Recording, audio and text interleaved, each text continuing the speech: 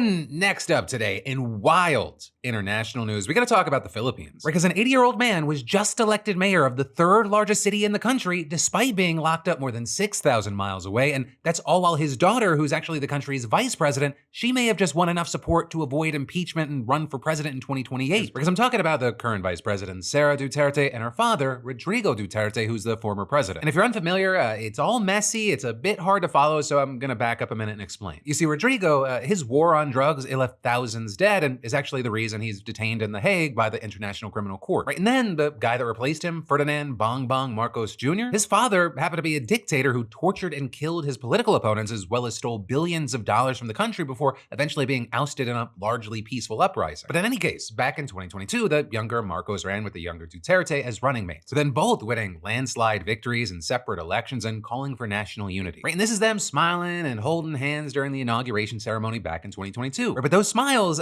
they have not lasted. They have clashed over a number of policy issues since then, and this feud has only grown more bitter and more personal over time. With, for example, Duterte loudly and, let's say, colorfully criticizing Marcos, his wife, and the House Speaker, who is Marcos's cousin, accusing them of corruption, incompetence, and political persecution. With the ones telling reporters that her relationship with Marcos had gotten so toxic that she wanted to cut his head off. And then, not long after, I guess she was worried that maybe the message hadn't gotten put across, she said she would dig up his father's body and throw it in the sea. With this then seeing, in February, the president's allies in Congress voting to impeach Duterte over claims that she misused funds, as well as in connection to comments in which she seemingly threatened to have Marcos and members of his family assassinated. But then all of that setting the stage for a trial in the Senate where a 2/3 vote is needed for conviction. And if convicted, she'll be barred from public office, and that would kill her dream of replacing Marcos at the next presidential election in 2028. But, huge key thing, before that election, we had this midterm election. And of course, because of the looming impeachment trial, all eyes have been on the Senate. Especially because in the Philippines, senators are elected by a nationwide vote, and this time, 12 of 24 seats in the chamber were up for grabs. And notably, one of the ways Duterte decided to play this was by capitalizing on the Marcos government's decision to take her father into custody and send him to The Hague back in March, with